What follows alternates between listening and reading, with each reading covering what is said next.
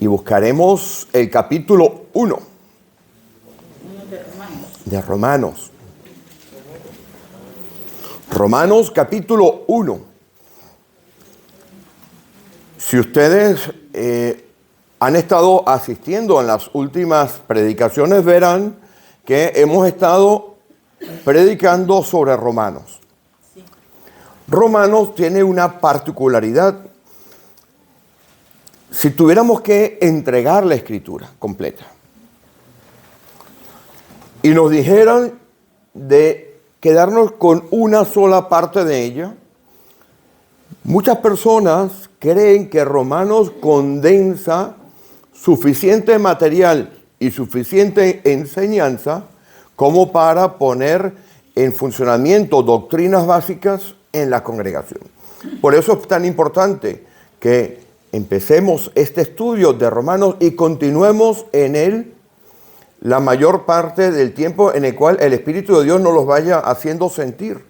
Porque a veces queremos hacer una serie y resulta que a mitad de la serie las circunstancias del Espíritu de Dios hablando en nuestra vida a lo largo de la semana nos indican que tenemos que predicar otra cosa. Pero entre tanto, vamos a seguir predicando de Romanos. Capítulo 1. A medida que usted lo tenga, yo le ruego, por favor, si se puede poner de pie, los que indudablemente puedan ponerse de pie.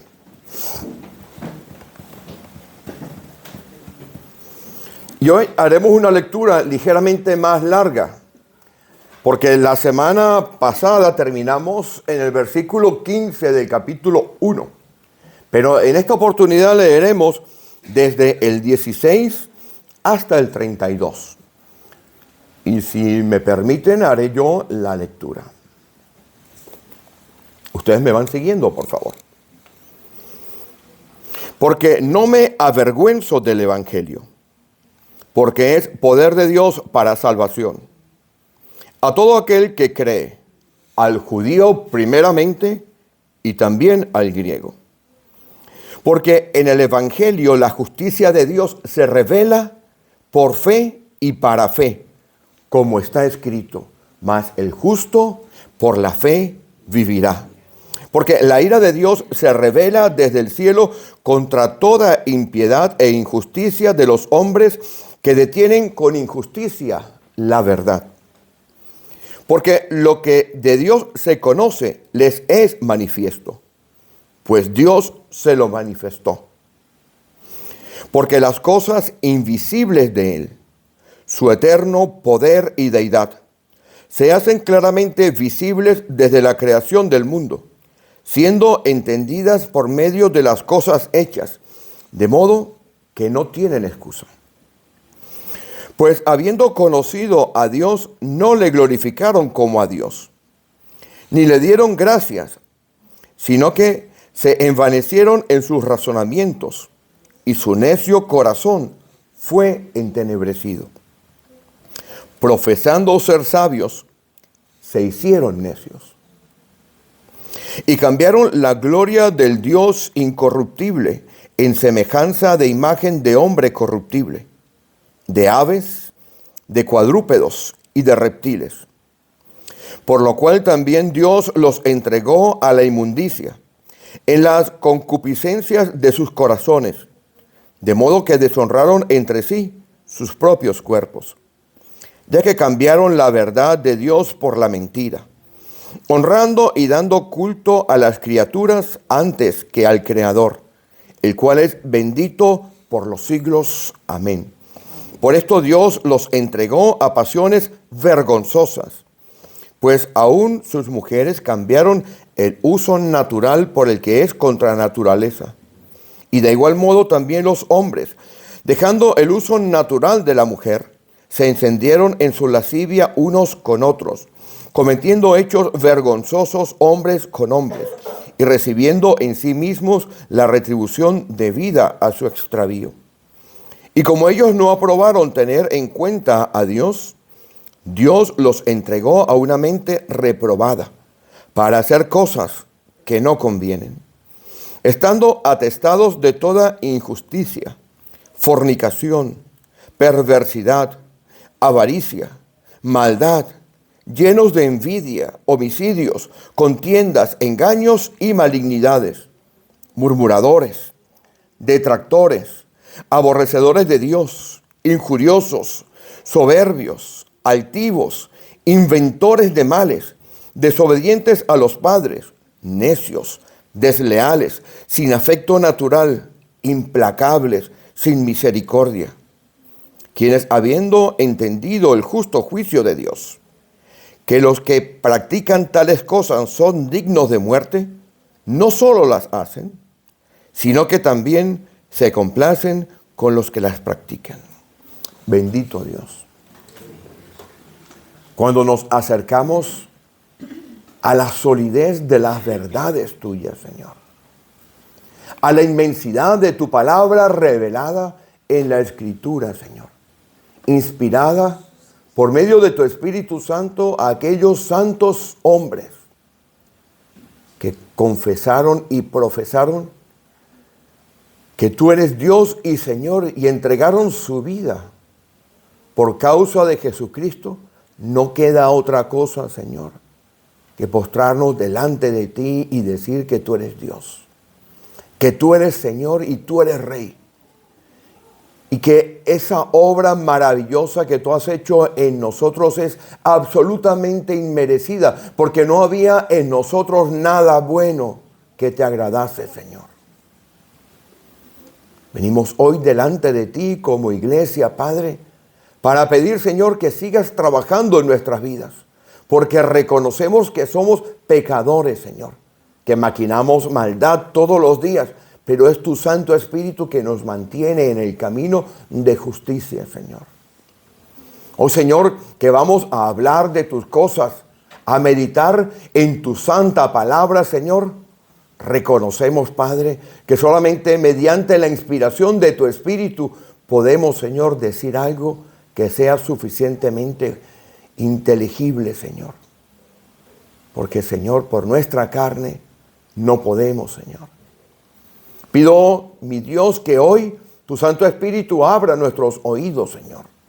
Alumbre nuestro entendimiento y prepare nuestros corazones, Señor, para que tu palabra se implante en nuestra vida, mi Dios.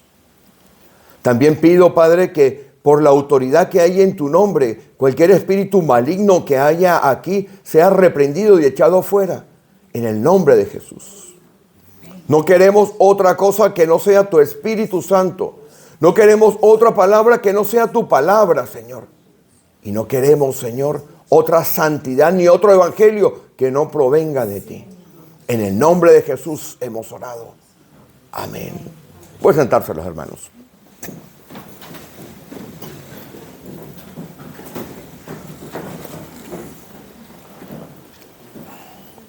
Si usted ha traído bolígrafo o lápiz o algo para subrayar, yo le voy a pedir que vaya al versículo 18, porque sobre ese versículo iremos construyendo el mensaje de hoy.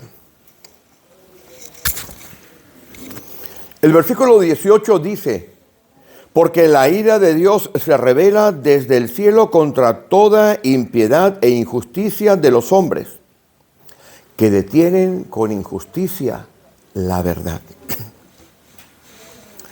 Meditaba sobre este versículo y observaba que en este versículo hay algunos componentes interesantes.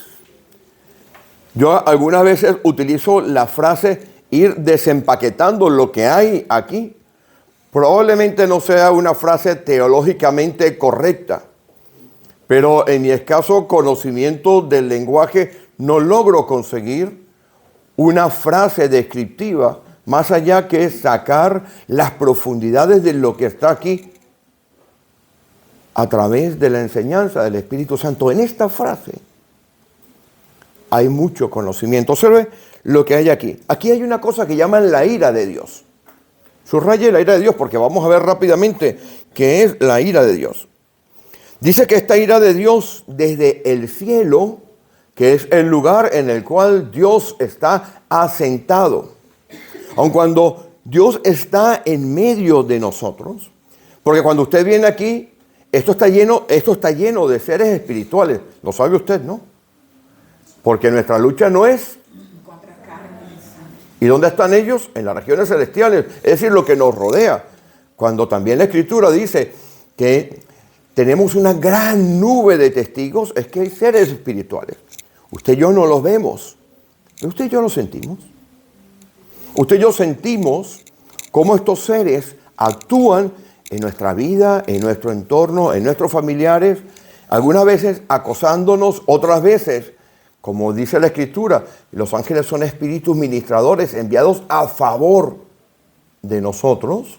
Muchas veces vemos cosas milagrosas porque está Dios operando. Y muchísimas veces Dios, a través de los ángeles, que son sus mensajeros, nos manda mensajes, lo vemos en la Escritura, o nos ayudan en ciertas cosas. Entonces, desde el sitio donde está Dios, Él está revelando, Él está enviando algo que es la ira. Y la envía, subrayé la ira, porque ya vamos a ver lo que es la ira.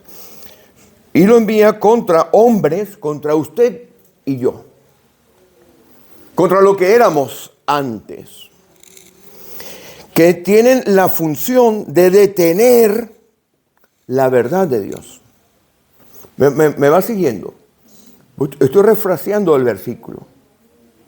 Dios tiene una ira que desde el cielo se revela contra seres humanos, contra hombres, que detienen la verdad de Dios haciendo uso de dos cosas, la impiedad y la injusticia. Se entiende mejor de esa manera, ¿no? Para poder hilar esto con calma, tenemos que entender qué es la ira de Dios. Mire, cuando yo hablo de ira, o cuando usted piensa en ira, probablemente usted piensa en esa ira que es muy particular de los seres humanos. Por ejemplo, imagínese que usted le dice a uno de sus hijos, oye, aquí en casa a las 9, llega a las 10 del otro día. Usted se la pasa, la primera te la voy a pasar. La próxima vez, el próximo viernes, ya sabes, aquí a las 12. Papá, es que no me dijiste si era del lunes o del martes, que tenía que volver. Se lo pasa la segunda. Y usted le dice a las 12, aquí en casa, y le llega a las 12:10. Usted ya está cargado. Usted saca, bueno, las damas, ¿no? Usan el misil ese volador de las madres, que eso, a mí eso me hizo un beneficio increíble. Yo he contado, mi madre ve las predicaciones mías a través del internet. Mi madre era capaz de pasar una zapatilla, uno de esas de madera, por una rendija de la puerta. Yo sé cómo. Porque salíamos corriendo mi hermano y yo, después de haberle pegado a mi hermana, de haberle pegado a mi hermanita, la más pequeña, que también me ve por allí, mi mamá sentada, cogía. La puerta se iba cerrando y por ahí pasaba, aquí. Esa es la ira que usted y yo entendemos. Pero la ira de Dios no es así. La ira de Dios, porque hay muchas palabras para la ira, es una ira santa. Dios no puede tener pecado. La ira suya y la mía está manchada de pecado. Manchada de despropósito. Manchada de límites corridos más allá de la sensatez. Pero Dios no. La ira de Dios, hay varias palabras para ira, las voy a explicar rápidamente. La ira de Dios es una ira que es constante, santa, porque la ira de Dios forma parte de la esencia de Dios, que a la vez tiene unos atributos. Dios es santo y Él no puede cambiar. Por ende, las expresiones que salen de Dios tienen que ser expresiones que están basadas y que nacen, se manifiestan y se entienden y se interpretan únicamente con base en esa inmensa santidad de Dios. La ira suya y la mía es diferente. Y la ira de Dios, que está limpia de cualquier clase de despropósito y de pecado, tiene siempre como finalidad y como destino corregir al ser humano y de alguna manera prevenir que el ser humano tenga más problemas. Entonces, resulta que Dios tiene una ira que se llama la ira activa. La ira activa de Dios Y aquí la vemos, la ira pasiva, porque hay dos clases de ira, vamos a decirlo de esta manera. Aun cuando hay varias palabras para la ira en la Escritura, tanto en el Nuevo como en el Antiguo Testamento, podríamos dividir que hay la ira de Dios santa, constante, que se va a manifestar en algún momento en una penalización de hechos y de actos allá en el futuro, porque todos seremos de alguna manera juzgados. Saben que todos pasaremos, lo he explicado hace 4 predicaciones, todos presentaremos nuestra presencia delante de Dios en algo que llaman el bema de Cristo, el tribunal de Cristo. El bema es como una tarima en la cual estará sentado el Señor, y allí nosotros seremos juzgados, pero seremos declarados limpios en virtud de que la sangre del Cordero nos ha limpiado. Seremos juzgados también por nuestras obras, como se lee que alguno que construyó una cosa, alguno que construyó otra cosa, será probado como por fuego, ¿se acuerdan? Entonces la ira activa de Dios se manifestará al final, y esta ira que está aquí es la ira pasiva, la que acabamos de leer acá, donde dice, y Dios los dejó que carguen las consecuencias. Yo cuento algunas veces un tema que pasó con mi hijo Arturo. Mi hijo Arturo fue muy precoz en muchísimas cosas. A los 6 meses o 5 meses andaba, caminaba, no sé, los niños, no sé si caminaban a los 8, yo no me acuerdo de verdad. Los padres sufrimos de mente de padres, ¿no? Así como sufrimos de ojos de padre, ojos de hombre. ¿No se ha escuchado usted lo que es el ojo de hombre? Ojo de hombre es que usted va a la habitación y dice a la esposa, mi amor, ¿dónde están los calcetines? Lo dejé ahí encima de la mesa, de la cómoda, de la mesilla. Usted vaya y usted mire, no está. Mi amor, pero ahí no está. ¿Cómo que no? Si los acabo de dejar. Eso se llama el mal de los ojos de hombre. Y va la señora. ¿Y qué cree usted que hay encima de la mesilla? Los calcetines. Bueno, también tenemos algo que se llama la mente del hombre. Nosotros no nos acordamos de la misa a la mitad. Ella sí sabe cuando dio los primeros pasos. Pero yo me acuerdo de algo muy específico. Arturo que tenía una pequeña bicicleta y le habíamos colocado 2 rueditas en la parte de atrás para evitar que se cayera. Entonces me dijo, papá, quítame la rueda. Tenía como 4 años, 3 años por ahí. Papá, quítame la rueda. ¿Te vas a pegar una castaña? No, papá. Los niños. Le quité una rueda y entonces él se iba para el lado de... No, papá, quítame la rueda. No, hijo. La ira pasiva. Ojo con esto. Papá, que me quite la rueda. Papá, que me irrite la rueda. Papá, que me quite la rueda. Le quité la rueda. ¡Ah! ¡Ah! Se cayó. Yo dejé que sufriera las consecuencias. Lo va entendiendo lo que hemos leído ahora. Porque Dios los entregó a una mente reprobada. Me va entendiendo con el ejemplo, ¿no? Pues, ¿dónde se origina este problema de los hombres? Porque todos nosotros en algún momento estuvimos situados aquí. Pero ya no lo estamos. ¿Dónde se inicia esto? Bueno, tengo que explicarlo con un ejemplo y después iremos a Génesis. Porque una de las cosas que vamos a hacer es mirar toda la ricura que hay aquí. Dicen que el diablo está en los pequeños detalles. ¿Han escuchado eso? Hay una frase, un proverbio castellano que dice que el diablo está en los pequeños detalles. Pues esta es la historia de un granjero de Calahorra. Si estoy en Tudela le diré que es de Tudela, pero vamos a decir que es de aquí. Este granjero se dedica a cultivar la tierra. Tiene olivos, tiene viñas, pimiento, cebolla, todo lo que se da en esta hermosa tierra. Y tiene un pequeño corral, como suele ocurrir en nuestros países, ¿no? Que tenemos en la parte de atrás de nuestras casas, tenemos nuestras gallinas, los cerdos, ¿verdad? Vale. Y tiene un pequeño corral. Y en el pequeño corral hay una gallina, un cordero y una vaca. Y en la casa donde está allí, eso, hay un ratón. Y un día el ratón, que está caminando por allí, observa que Amazon, y la publicidad no me la pagan, Amazon le envía un paquete al granjero. Cuando abre el paquete del granjero, adentro hay una trampa de esas que se utiliza para atrapar ratones. ¿Quién no se ha cogido las manos de pequeño en una trampa de esas? ¡Fla! ¡Ah! El ratón ve aquello y va y reúne a la gallina, reúne al cordero y a la vaca y le dice: muchachos, tenemos un problema. Houston, tenemos un problema. El granjero se ha comprado una trampa para ratones. Y la gallina le dice: no, ese problema es tuyo. Ese problema es tuyo, mío no es. Y le dice el cordero: yo no conozco ninguna trampa que atrape corderos. El problema es tuyo. Cordero o cerdo, póngale usted el nombre que quiera.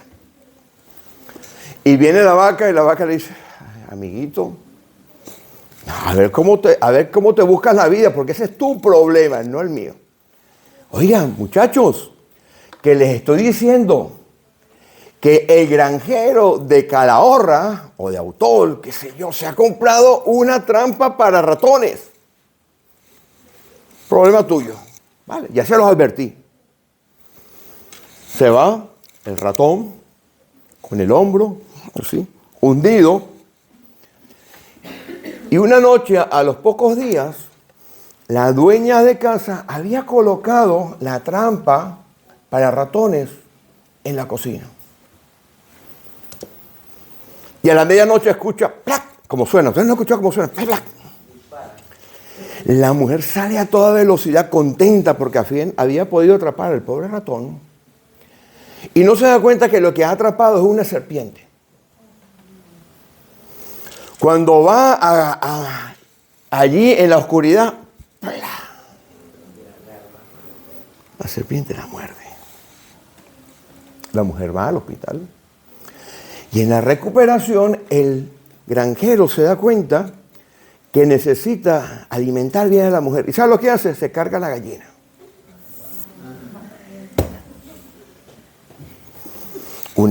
Qué mejor que un buen caldo de gallina, ¿verdad? No dice, además hay una canción que dice que creo que estaba el señor Don Gato en silla, ¿verdad? Dice que le den buenos caldos, ¿no? ¿No han escuchado ahora esa canción? Después se la cantaré cuando no salga en cámara. Le dan buenos caldos y la mujer ahí va medianamente aguantando. Y dice: voy a tener que darle unas buenas chuletillas de cordero. ¿Y qué hace? Se carga el cordero. Y el ratón viendo aquello desde lejos. Pero la mujer fallece. Y como es común en los pueblos, hacen una gran fiesta. ¿Y a quién cree que se cargan? Para alimentar a toda la gente. Y el ratón decía: se los había advertido. Houston, tenemos un problema. Ese pequeño detalle es el que vemos aquí. Todos ustedes y yo, el primero, en alguna oportunidad formamos parte de aquella lista que está aquí abajo. ¿Pero de dónde arrancó eso? Vamos a Génesis. Vamos a capítulo 3 de Génesis. 3 de Génesis. Mira este pequeño detalle. Ojo con esto. Dice la escritura que acabamos de leer: Dios los entregó a una mente reprobada. ¿Por qué? Dios los entrega a una mente reprobada porque no tuvieron en cuenta a Dios. ¿Se acuerda que lo hemos leído, no? Lo leí pausadamente. Mire de dónde arranca este problemita. Mire este pequeño detalle. Porque estas son trampas que aún estando usted en el Evangelio, es que esté firme. Mire que no caiga, el diablo le va a tender a usted. Mire dónde arranca todo. Capítulo 3. Pero la serpiente, versículo 1, era astuta, más que todos los animales del campo que Jehová Dios había hecho, la cual dijo a la mujer: con que Dios os ha dicho, no comáis de todo árbol del huerto. Esto es asombroso. Voy a leer y lo vamos a desempacar otra vez. Y la mujer respondió a la serpiente: del fruto de los árboles del huerto podemos comer. Fíjense, ¿dónde está Adán aquí? Estaba en el barco, los amiguetes. Con la jirafa, el hipopótamo y el rinoceronte. Y la mujer sola es la que hace la primera defensa de la fe. Y le lee la cartilla a la serpiente. El hombre no estaba por ningún lado. A ver, ¿saben lo que es una colleja? ¿No saben lo que es una colleja? ¿Cómo lo llaman aquí en España eso? Una colleja. Pues mire, coja a su marido, a masculino, y dele una colleja. Porque él tiene que estar allí a la defensa del evangelio y no dejárselo a la mujer. La responsabilidad del hombre. Así que le mete duro, si no el pastor se encargará luego de dar la colleja. La serpiente va a donde está la mujer le lee la cartilla a la serpiente y dice: no, serpiente, estás equivocada. Lo que nos ha dicho Dios es otra cosa. Lea conmigo otra vez. Vamos a leer el versículo 1 del capítulo 3. Pero la serpiente era astuta más que todos los animales del campo que Jehová Dios había hecho, la cual dijo a la mujer: con que Dios os ha dicho, no comáis de todo árbol del huerto. Y la mujer le respondió: del fruto de los árboles del huerto sí podemos comer, pero del fruto del árbol que está en medio del huerto, dijo Dios, no comeréis de él, ni le tocaréis. Mire esto, no solamente no vas a comer, ni siquiera ni lo toques, para que no muráis. Entonces la serpiente dijo a la mujer: no moriréis. Mire lo que hay aquí. Lo que hay aquí es que la serpiente, ¿sabe quién es la serpiente, no? El diablo. De la parte de afuera trajo un pensamiento y lo implantó en la mujer. ¿Lo va viendo conmigo? Ese es el detalle. El detalle está en que en esta lucha espiritual en la cual estamos usted y yo, que podemos saber perfectamente que los que, lo hemos leído también ahora en primero, ¿verdad?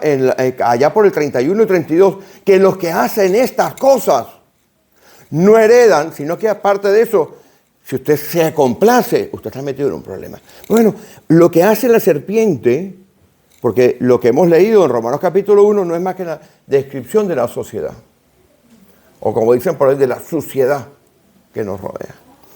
Lo que hace la serpiente es que nos pone una trampa, implanta en nuestro pensamiento desde afuera. Usted puede venir aquí a la congregación, aquí se escuchan las predicaciones, usted va a escuchar la escuela bíblica que dan los hermanos, escucha los mensajes, va para el internet y no se olvida de darle like, cuando, ¿verdad? Usted no se olvida de darle like y de compartir los mensajes de la congregación. Pero llega un momento en su vida en que hay algo en el cual le implanta a usted un pensamiento. Y ahí, cuando la serpiente le implanta a usted el pensamiento, usted está metido en problemas. ¿Y cómo hace la serpiente? Bueno, lo primero que hace es que nos da a entender que la agenda de Dios para su vida, el plan de Dios para su vida, no es el que más le conviene. Voy a volver a leer esto y después ya volveremos al Nuevo Testamento. Pero la serpiente era astuta más que todos los animales de campo. Astuta, inteligente, mentirosa. Usted no va a ver el diablo sentado allí. Bueno,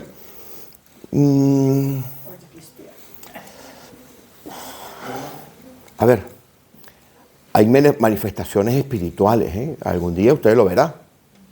Si no lo ha visto ahora, usted algún día no se sorprenda si estamos predicando, como ha pasado recientemente, y ha pasado muchas veces, que estamos predicando y se levanta alguna persona y se va a vomitar. Y yo le digo a mi esposo, está mal predico. No. Manifestaciones espirituales. O muchas veces que se levanta y hay que entrar en un proceso de orar a Dios porque es el Espíritu de Dios que hace la liberación, la libertad de las personas. Eso sucede. El diablo opera en personas. Ya lo vamos a ver. Entonces, le planta un pensamiento. Lo hemos visto, ¿no? Y ese pensamiento da a entender que hay algo mejor que el plan de Dios. Entonces, usted y yo, que viene a la congregación, que va al Instagram, que le da like y le gusta y el corazón a todo, usted se siente tranquilo. Pero hay un problema. Cuando esos pensamientos se los implantan desde las congregaciones. Pastor, ¿qué está diciendo? Hereje.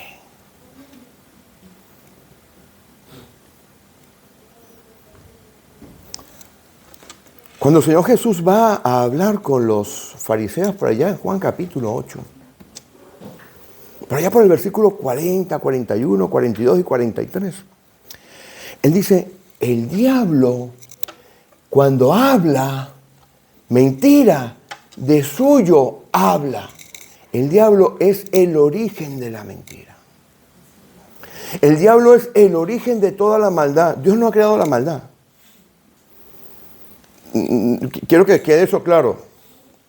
Cuando Dios nos creó, dice, hagamos al hombre, está un poquito más adelante, antes de este capítulo que estamos leyendo, dice, hagamos al hombre a nuestra imagen, conforme a nuestra semejanza. Serán Padre, Hijo y Espíritu Santo. Los tres. En la mente de Dios Padre, de Dios Hijo y de Dios el Espíritu Santo estaba a crearnos a nosotros. Nos hizo, ¿verdad? Con sus manos. Y sopló en nosotros el aliento. Ahí no hay maldad. Ahí no hay maldad. ¿Dónde está la maldad? ¿De dónde nace la maldad? En algo que se llama el libre albedrío. ¿No lo escuchó hablar? Su capacidad de decidir, que lo vemos aquí. Aquí lo estamos leyendo, la capacidad de decidir. Entonces Dios nos crea a nosotros con el fin de que le adoremos. Dios nos crea a nosotros con el fin de que nuestra vida esté dedicada a Dios. Dios nos crea a nosotros para que Él sea el centro de nuestra vida, pero nosotros con nuestra capacidad de decidir, giramos los talones y hacemos lo que queremos. Y entonces las consecuencias de eso se llama la maldad. Porque no consideraron a Dios, lo hemos leído en Romanos, ¿verdad? Sino que cambiaron la gloria de Dios es la forma en la cual usted y yo entendemos la magnificencia de Dios, porque lo que de Dios se le conoce, a ellos le ha sido revelado. Estoy repitiendo el capítulo 1, porque su inmenso poder y deidad se ve en la creación. ¿Me va siguiendo? Entonces los hombres teniendo la capacidad de hacer para aquellas cosas para las cuales Dios nos había creado, simplemente fuimos al lado contrario y entonces las consecuencias vienen y le echamos la culpa a Dios de las consecuencias. Cuando somos nosotros. Porque en vez de adorar a Dios, nos complacemos en hacer la maldad y en continuar la maldad. Pero ¿cuál es el problema aquí?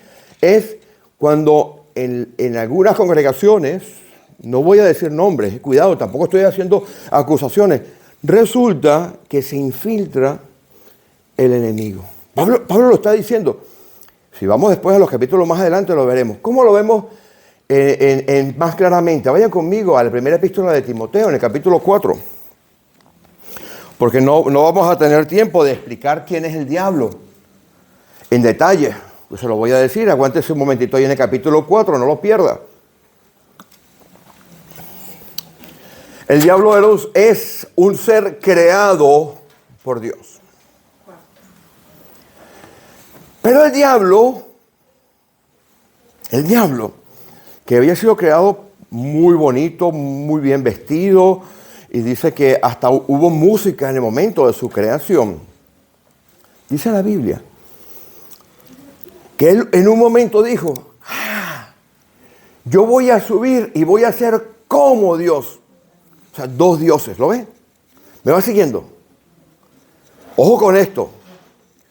Subiré al santo monte de Dios. Tiene que leer en Ezequiel 28, apúntelo, os quedará grabado allí. Ezequiel 28 e Isaías 14. Isaías 14 a partir del versículo 11. Y en Ezequiel 28 tiene que leerse todo el capítulo, porque primero habla del príncipe de Tiro y más abajo habla del rey de Tiro. Cuando usted vea la palabra rey de Tiro, usted verá que ahí empieza a hablar del diablo. Esos dos capítulos son importantes para estudiar el diablo. Entonces el diablo dice, voy a subir y voy a ser como Dios. Fíjense. Me van siguiendo, dos dioses. Cualquier parecido con la realidad no es coincidencia. Allá afuera hay una guerra y aquí adentro hay una guerra que quiere desplazar el lugar de Dios donde tiene que estar. Mucho tiempo después el diablo se mete en la casa de Adán y Eva porque, se me va a disculpar, pero ese huertico era la casa de ellos. ¿O no era la casa de ellos? Oye, aquí te entrego esto, fructificado, multiplicado, administrenlo. Eso era la casa. El diablo se le mete. Usted no sabe el chiste aquel. Me quedan 5 minutos, lo puedo contar. Están haciendo un censo. ¿Tú nunca has estado en un censo? Yo trabajé un tiempo de censor. Y abren la puerta. La casa, como en nuestros países, las casas le ponen nombre, ¿verdad? En su casa no le ponen nombre. Le ponen el nombre a las casas, ¿no? Casa Huerto del Edén. Tocan la puerta, abren la puerta y sale un señor. Mire, buenos días. Yo soy el censor. Vale, bien. ¿Me da su nombre? Adán. Y está casado, sí. Y su esposa, Eva. Eva. Esto está extraño, esto está raro. ¿Y tiene hijos? Sí, tengo 2, Caín y Abel. Y le dice, oiga, ¿y no tendrá ninguna serpiente en casa? Sí, espere. ¡Suegra! Me lo borra de ahí, mi hermano, porque eso lo ve mi suegra. Me lo borra de allí. A ver, que estoy... Entonces, eso es lo que quiere hacer el diablo, ¿no? El diablo quiere sustituir a Dios en nuestra vida, implantando ideas. Y el peligro está cuando intenta hacerlo en las congregaciones. Por eso yo digo, mis hermanos, vayan a la Escritura, no vayan a escuchar predicaciones en el internet. Hay pastores, usted que yo le puedo dar una lista de pastores reconocidos que son sólidos en la enseñanza. Vaya conmigo a 1 Timoteo capítulo 4.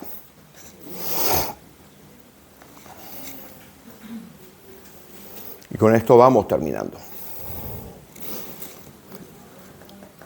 Suegra, yo no se lo puedo contar a mi mujer. Ese día no ceno. Versículo 1. Pero el Espíritu de Dios está en mayúscula en la mía, en la suya tiene que estar ahí.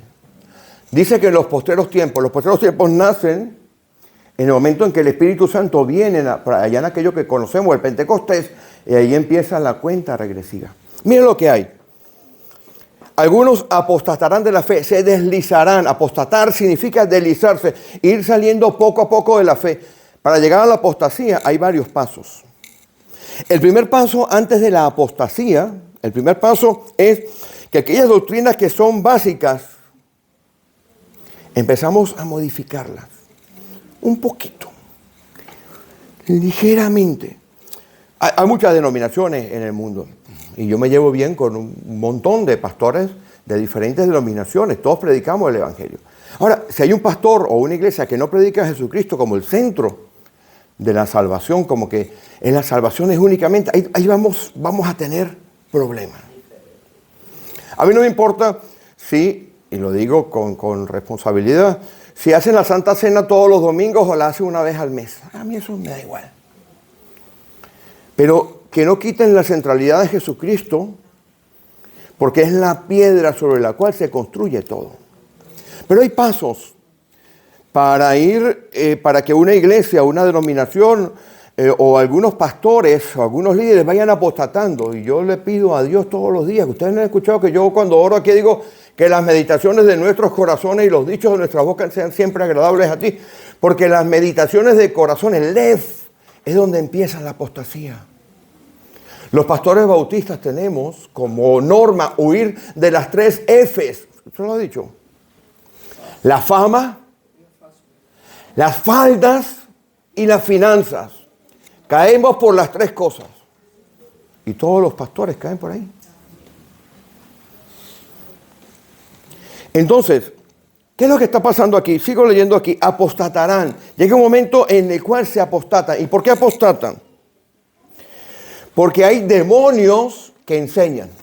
Miren, ya conmigo. Escuchando a espíritus engañadores, doctrinas, enseñanza. Lo lea conmigo, lo está leyendo. Esas doctrinas de demonios, ¿usted qué cree? ¿Que la van a enseñar allá afuera? ¿Dónde las enseñan? Aquí adentro. Y los demonios enseñan, con que enseña a uno, ese la va a repetir. Porque esto no se queda ahí. Esto necesita alguien que repita la enseñanza cuya fuente es la misma fuente que se le acercó a Eva y le dijo, con que ha dicho Dios, ve cómo tuerce y cómo implanta. Por eso usted siempre, cuando cualquiera se levante aquí a predicar o a enseñar, usted tiene la obligación de ir a la Escritura y buscar y ver si lo que le enseñan desde aquí está ajustado a la Escritura. Voy siguiendo aquí. Apostatarán de la fe, escuchando a espíritus engañadores y a doctrinas de demonios. Ahora sí voy terminando de verdad. ¿Cómo solucionamos nosotros esto? ¿Cómo nosotros llegamos a una solución? Porque ya sabemos que hay gente que hace unas cosas y nosotros ya éramos de aquellos. Pues mire, muy sencillo. Vamos a Hechos de los Apóstoles 17.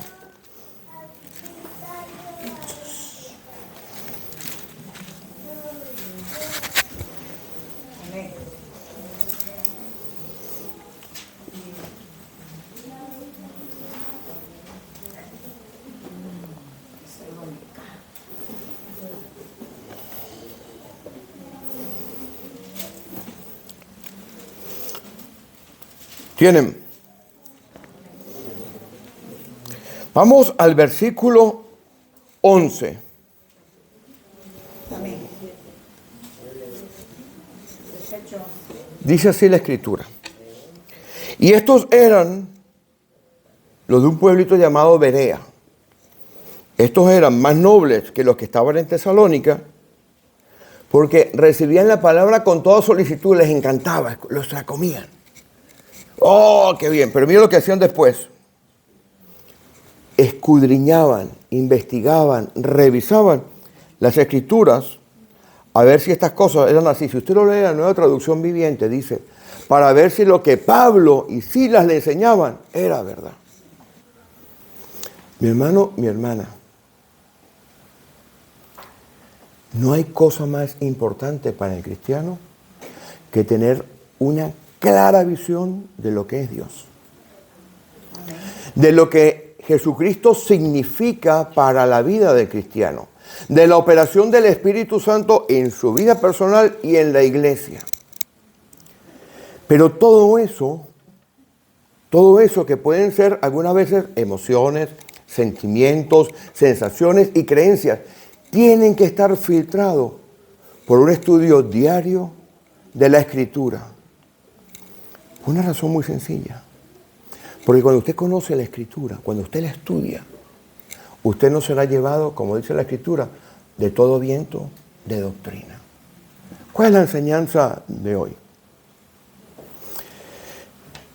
Hay unos hombres que no tuvieron en cuenta a Dios y su actividad detienen, que la sociedad detienen la verdad de Dios.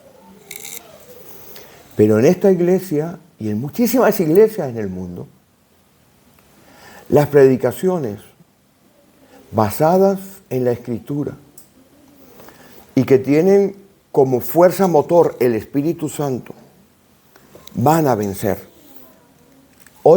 Romanos 8. Este sí es el último versículo. Me encanta Romanos 8. Espectacular.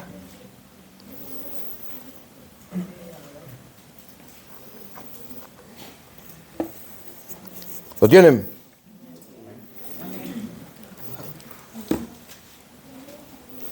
Vamos a leer desde el 18 y terminamos con esta lectura. Creo que ya la hemos hecho aquí otras veces. Vivir en una sociedad corrupta, con valores que no son los nuestros, que nos oprimen, que nos ridiculizan muchas veces, que buscan sacarnos del camino, no es fácil. Los enemigos del hombre serán los de su casa, muchas veces los tenemos al lado. Muchas veces son nuestros padres, muchas veces son nuestras esposas, nuestros cónyuges, inclusive nuestros hijos. Y eso nos agrega un sufrimiento importante. Pero hay esperanza. El cristiano no ora por la victoria, el cristiano ora desde la victoria. Eso marca una diferencia asombrosa en la forma en que usted ora y en la que interpreta su vida. Versículo 18. Dice Pablo, estoy absolutamente claro, lo tengo clarísimo, que los problemitas que estoy llevando ahora no son comparables con la gloria venidera que en nosotros ha de manifestarse. Porque el anhelo ardiente de la creación es el aguardar la manifestación de los hijos de Dios. Cuando Cristo se manifieste, dice la Escritura, nosotros seremos manifestados. Porque la creación fue sujetada a vanidad, no por su propia voluntad, sino por causa del que la sujetó en esperanza.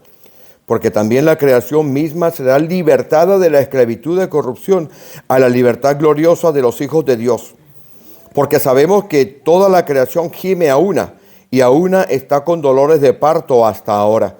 Y no solo ella, sino que también nosotros mismos, que tenemos las primicias del Espíritu, nosotros también gemimos dentro de nosotros, esperando aquel momento supremo, el momento en el cual nuestro cuerpo, lo que aparece en 1 Corintios capítulo 15, cuando venga ese momento glorioso. Yo recuerdo un himno que cantábamos que dice, cuán gloriosa será la mañana, cuando venga Jesús el Salvador. ¿Lo has escuchado? Las naciones unidas como hermanas, bienvenida daremos al Señor. No habrá de la luz el resplandor, ni tampoco su calor.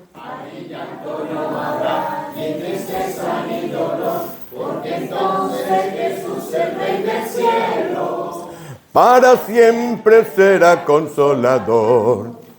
Dice, esperamos la mañana gloriosa. El versículo 25 nos enseña que tenemos que tener paciencia en medio de esta tribulación. Amén. Que el Señor les bendiga, mis hermanos, y les llene de sabiduría, de conocimiento, de fuerza y de esperanza. Muchas gracias.